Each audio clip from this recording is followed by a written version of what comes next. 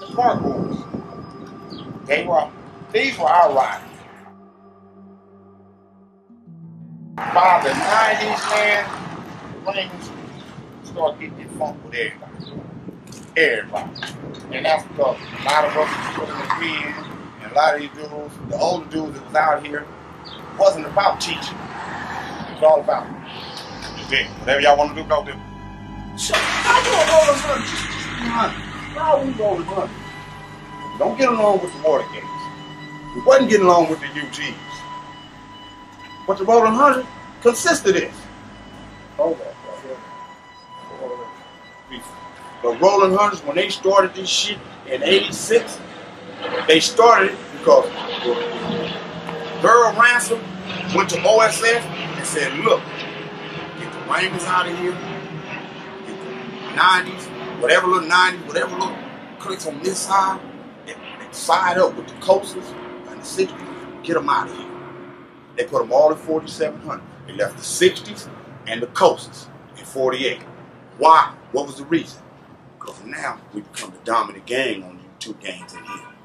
Y'all numbers, everybody, you're going to catch a chain, you're going to catch a chain, you're going to catch a chain. But I got more hoopers in here fighting cases.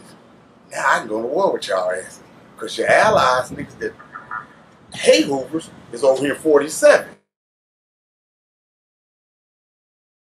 So when we was finding out all this shit was going on in 48 while we was in 47, I was telling all my little homies, when you get your motherfucking ass down in that court tank in the morning, you whoop every motherfucker ass in there from hooping.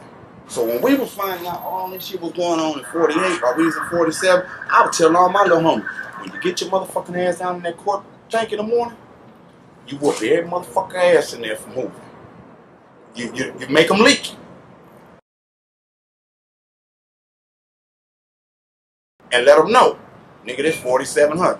We were 49 strong in that module. When Officer Chavez came to me and said, Nugget, I'm about to put the Raymonds at 48. I went in the module, told my homies, roll your shit up. Hurry up. They were like, no, just roll your shit up. Because we going over here. Don't unroll your shit. Because when we get up in here, we going to the hole. Because we not finna accept nothing. Nothing. I can come to y'all hood and just sit over there and kick it.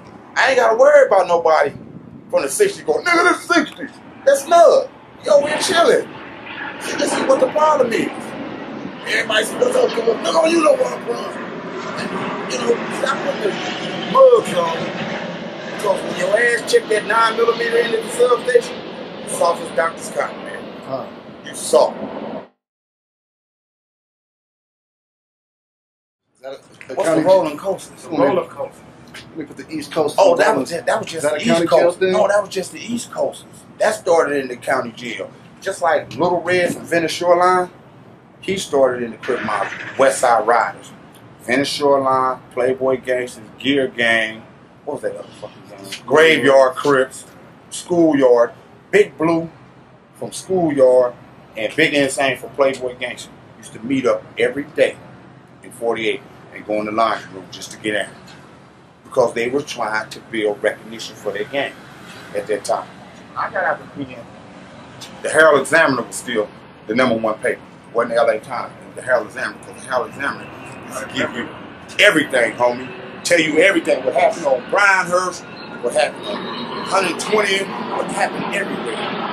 And I saw they did a thing on gangs.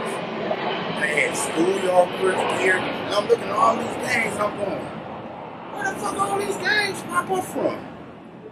Where? The Midtown families was over there in that area. It was Midtown families, Shaft and them. That's who I was trying to tell you about. You know that shit. Yeah. Bad motherfucker. Bad motherfucker. That's the nigga I was trying to, out there I was locked up in Shaft, 91. Get busy with your ass. Where was he from? Picture. He was from the West Side. Right? No, he's from the families. But he ran with the Jungle Boy. He ran with Top V and all these dudes, and Dino Bradley and all these, Marlon Bradley out of the jungle. But Shaft had the Hoover family, see? He had that whole Hoover family, Midtown family shit. You know, you had Black Ace, Spade out the jungle. They had on Western, and it's gonna fuck you up on Western in '89. BKF, Black Karate Federation. Shaft them used to be there. Homie, you had gang members that was up in there learning karate because of Shaft, Karate Man, Larry Briggs, you know. These dudes, man, were powerful. You ever heard of Terry Cadon? That was y'all arch enemy. He was from 5'9" block Brims, who now call themselves 6 Deuce Harbor Park Brims, but they were 5'9" block Brims. They were 59th Street Brims. Between the Brims and the V&Gs, Mr. Ness and them from V&G, that was y'all arch enemies. Then y'all start knocking down the Inglewood families.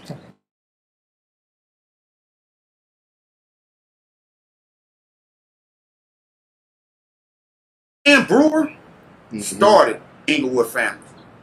And they wasn't Inglewood family. They were called the Dirty Dozen. There was 12 of them. And they used to hang out at the 5th Avenue or the Academy Theater. Little C's, Petey Lee Straw, Jan Brewer, Cricket, Pocket, Sinbad. And the neighborhood Pyro got formed through the Rollin 20 Club. You know that? See? That's how it became neighborhood Pyro. So that part of Inglewood was quiet as hell. Queen Street, Mac 10 and all them dudes trying to do studios, rappers, and dance. Queen Street, right. Now they want to be Bloods. And sitting down the park on Sundays was cool. Then Sportsman Park was actually the headquarters for all the Crips. Because every Crip used to go to Sportsman Park and sing. You guys and the A-Trade gangsters stayed at St. Andrews Park. Constantly. Just because y'all had it. Gangsters. Tight as hell. The 9-0 used to be moves. The 9-0. And anybody say they busted, got why. Everybody, 9-0. Because they didn't have the same structure as the hood. So, a gallant soldier, cowboy, foe, ghost, bird, sporty, them dudes came in the 90s. And I love them because that little area right there should have had a gang in it at that time. Because the A-Trade gangsters was over there. Didn't nobody want to be A-Trade gangsters. Because you was too busy at war with the Rollin 60. So a lot of people don't want to join gangs that already is in a big war. And I'm cool. You know? So you see, it's like the inflection with the Main Street. Everybody wanted to be a Main Street for one reason. Why? You're going to get a Chevy out the deal and get a little money. So their structure was about getting money. The Raymond was gangbanging. The 60s, gang banging and getting money. Janelle, all of them. Everybody was trying to have money. All of them. So everybody realized the drugs was the key to survive out here. Because once we got the drugs, we could buy all the guns we wanted. To go to war with whoever the fuck we wanted to. Just like out in the 60s at Skate Depot. The dice game happened. You know, and I'm standing there with like 15, 20 Raymonds. Everybody know me and they like, no, y'all ain't in this. No, we ain't in this because y'all ain't from the rat back of motherfucker. Not up here today. So after we all left, the shoot started on the 91 freeway. Y'all in the Grapes. Boom. Y'all in this Compton Crips. Boom. I'm still trying to figure out what the fuck pushed the Compton Crips to want to fight y'all. Just like the Do-Rocks. Remember y'all walked in? I'm trying to figure that one out. I ain't got that much gas to be driving out here to the water to shoot your ass. Shit. So, you just be real. It's like, man, my love for the Rollin 60s, the A-Trade, I got a lot of love for every gang that's out here that come through the Rollin. Ones that I don't really know of is these small little cliques that I feel They fucking the game. Crips, we should go downtown to the state. We should, man, Rough, Tough, and Dangerous cost 25 cents, man. On Sundays, it just cost 10 cents. We used to go from theaters to the Pike on Sundays. You see all the old Pike looking like old Coney Island. You'll see hundreds of Crips. Hundreds of Crips. Everybody had the long earring with the cross in, the Ace Deuce on, or the Dutch Foy, or the Seabop, because Hollywood taught us about them hats. And we ran with it. You know, when Cooley High came out, that's when we start tying the rags on our head with our hats.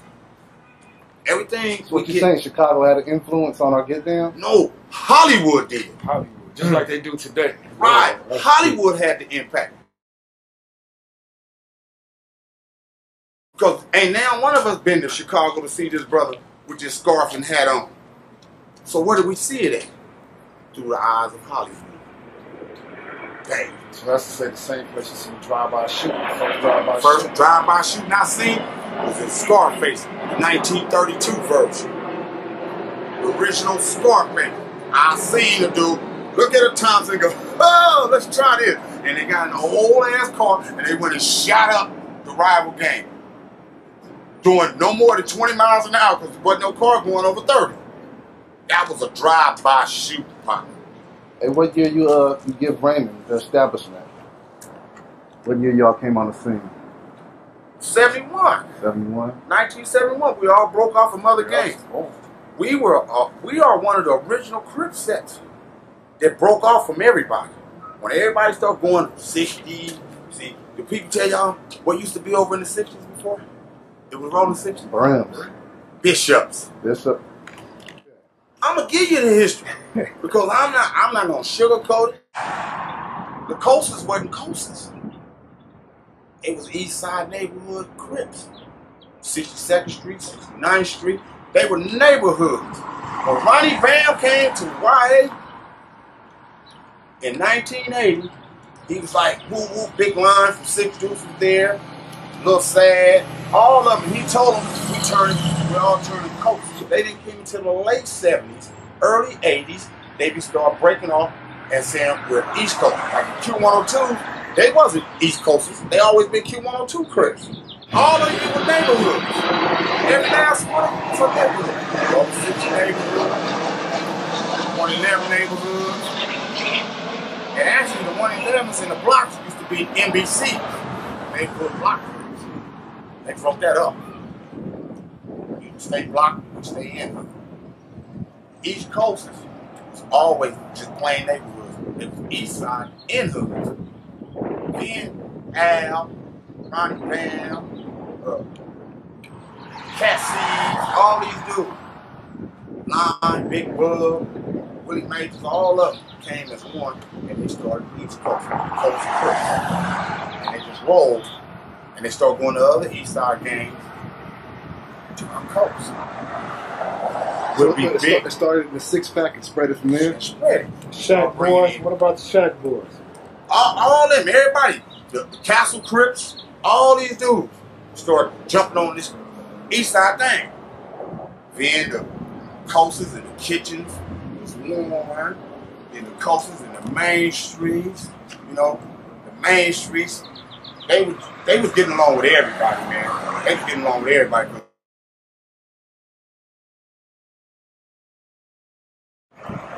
Just like 190. They came into the game late because they was the Lamo Blocks. They was the Lamo Blocks. Eddie King War was with James Blackbird out of Centerview, Peru. See, the Centerview, a lot of people talking about, where is the Centerviews? It's off of Avalon. It's the exclusive homes. If you go down to Avalon, and as soon as you cross a laundry, you're in the Centerviews. On your right-hand side, that's the Centerviews. Going to the 91 freeway, all that, that's the Centerview. These Blackbird and them was rich kids, man. When I say rich kids, their mama didn't have the money. So you know, they had the big structure homes, the nice, well-manicured yards and stuff. But they gave us to fight the Lantanas. Because the Lantanas were swamped and mashed. Go over there and take their bikes, you know, these dudes be riding around with $200 swing bikes, apple crates, all up. That motherfucker bounce. You need to come on, go get this bike. So that's how that gets interviewed.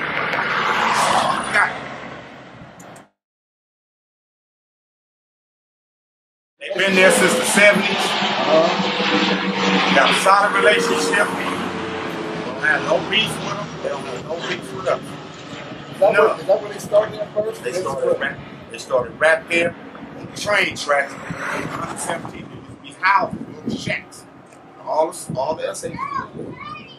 All the South Bowls or Little Man. That's why the Hoovers and them is at war over Little Man getting killed.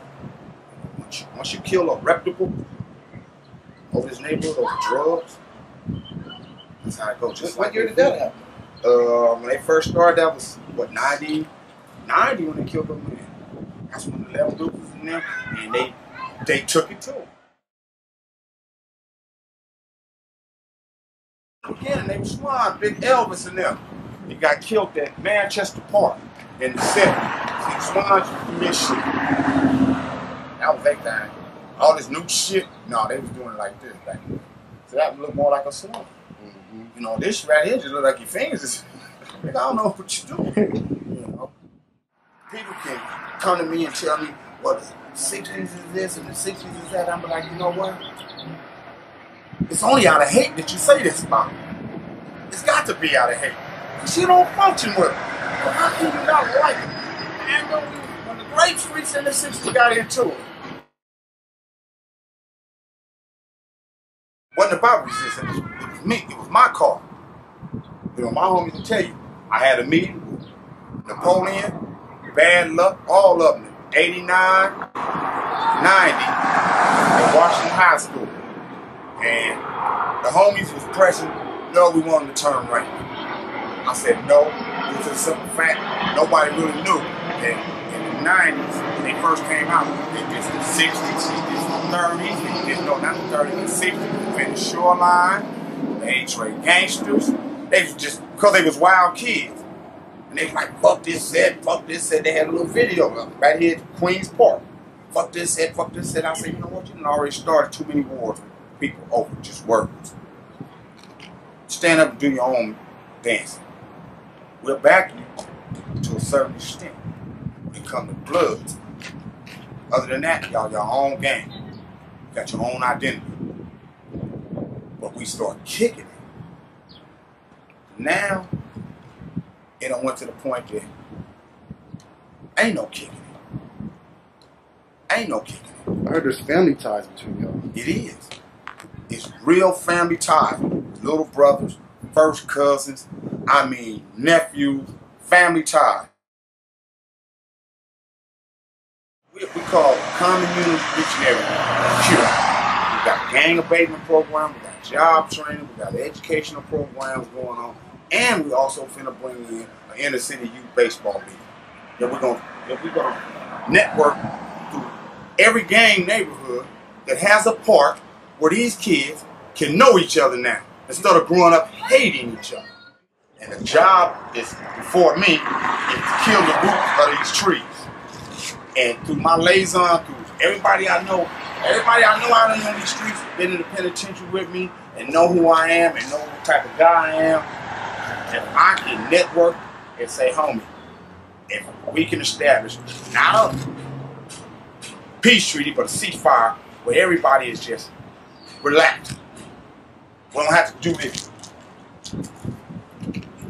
Everybody's relaxed. Kids can go to different parks and not worry about, you know, hey, your mom might say, well, I want to go up here to Centinela Park. You know, it's a nice park and all that. You don't have to worry about nobody sweating you, because we don't have a problem no more. We are bigger men now. And the biggest picture of it all, man, is not between us. And we got to start realizing that. If we don't realize that, man, we're going to continue to bury our kids. Right. Hey, Big U. Well, I gave Karen them. They got my number. You know, I'm right here on 102nd and Prairie at 3915 Suite 208. I'll be here Monday through Fridays, man, from 8 in the morning to 4 in the afternoon, and then I'm over in the neighborhood. But we're gonna get together, you, because I'm gonna keep doing this, man. That's right. I'm gonna keep pushing this out here, man, and get in the streets. I'm gonna bring some peace to the streets. That's right. I'm gonna really bring it. You know, just like y'all got some homies, young homies. Send them over here to me. Let them enroll in this class. Oh, y'all for real? Look at this. Yeah, you see this shit? We're just not playing. Got the wires and the cables on this. We got everything. Everything simulated like a central office. Punch downs, the panels, everything, man. The running the power cables, like we got a pole. They even got a pole climbing class. We got it happening, man. See, the computers are set up for the students. You know, everything. I got a little office. This is the lab.